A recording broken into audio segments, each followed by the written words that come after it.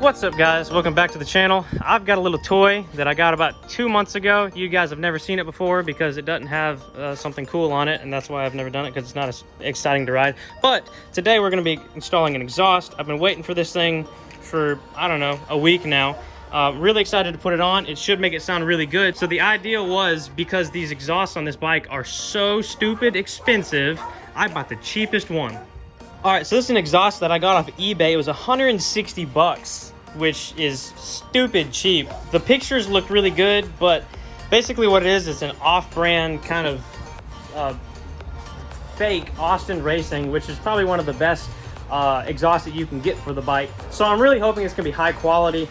You can't really mess up an exhaust just because it goes from one spot to the other, and it's just, as long as like the sizes are correct, then you're not really gonna have a problem. I know on these bikes they do have servo motors, and so it's gonna, with that being deleted, obviously it's gonna take out a little bit of the bottom end, because that motor is supposed to actuate and give back pressure for the low end torque. I know it's gonna take a little bit of that out. I'm not really worried about it. Eventually, because they just unlocked the ECUs on these bikes, I will get it tuned for this exhaust, but I'm really excited to see what it sounds like, and I'm glad to take you with me. And once we get it all slapped on and everything, listen to how it sounds. We're gonna take it on a test drive, hit the back roads, and really get up to date with the raw power of this bike and how good it sounds.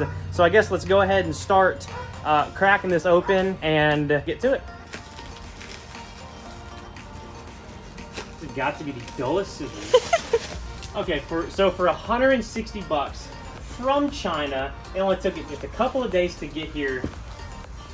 I really hope it looks good.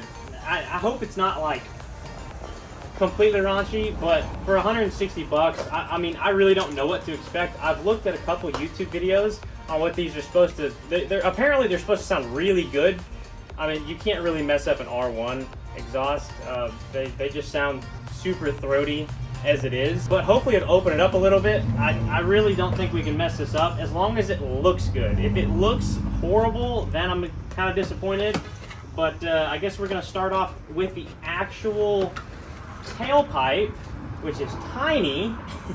See a big exhaust hole.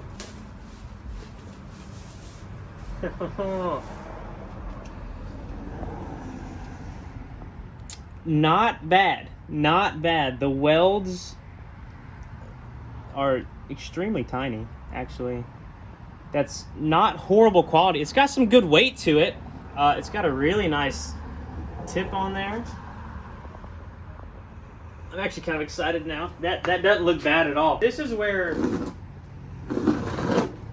the weld, I'm a big, now I'm not gonna say I'm a good welder at all. I can drop a B, not gonna lie, but I'm a sucker for good quality welds. That's not bad. That's not bad at all. Wow, look at that. Now, just in case it is real titanium, I know I ordered titanium. There's a big chance that it's not real, but you want to make sure that you don't touch it, because if you get the oils from your fingers on it, when it does start bluing, it'll make it like turn a bad color. So we're gonna try not to touch it as much as possible on like the important parts. But we got the bung holes here for the O2 sensors, which we are installing because we don't have a tune. And if we don't install that, it's gonna run really lean, which we don't want. Lean is hot and hot is bad. All right, so I guess what we're gonna do is we're gonna start taking off all this stuff and bolting this on. It shouldn't take long at all. It's pretty simple, just a couple bolts here. I've already taken this off to see what it sounds like without the muffler. It's not bad. It just had a high-pitched sound. I didn't like it, so I put it back on.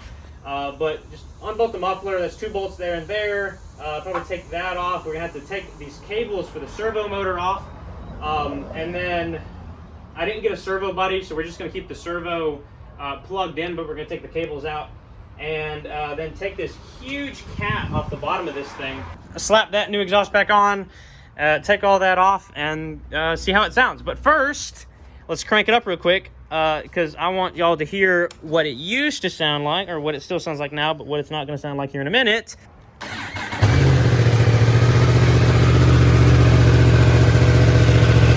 Not bad, really quiet. Definitely needs a lot more.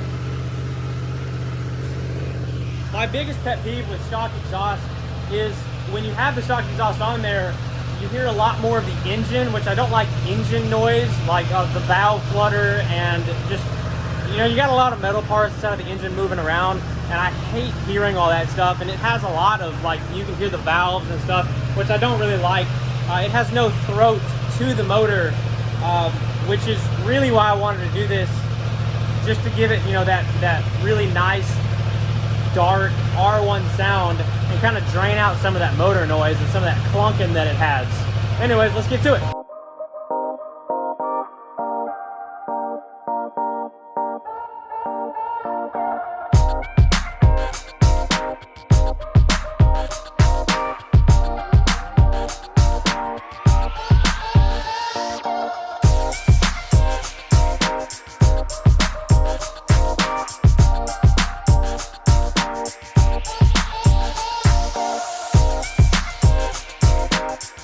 All right, so I got all the exhaust that I need to take off, which is right here. Look how big this cat is, and the muffler. I mean, this muffler, 2 pounds, but this cat, I mean, ugh, that's at least 12, maybe even 15 pounds. It's huge. It's huge. Look how tiny we're going. Huge weight reduction. It looks so naked under there.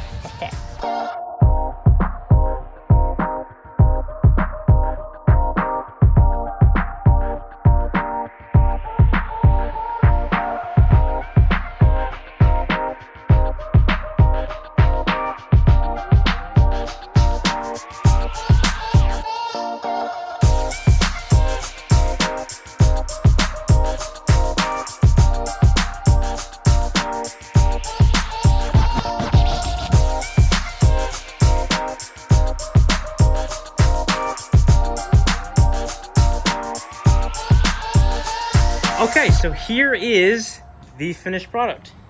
Chinese Austin Racing exhaust. It doesn't look bad. It all bolted up real good. Got the O2 sensors in both sides and everything. My only complaint is this. These springs are literally doing nothing. So I'm probably gonna get smaller springs, shorter springs, and put it on there just so it holds it on a little better, because that is yeah. Anyways, so I guess we finna do a cold start.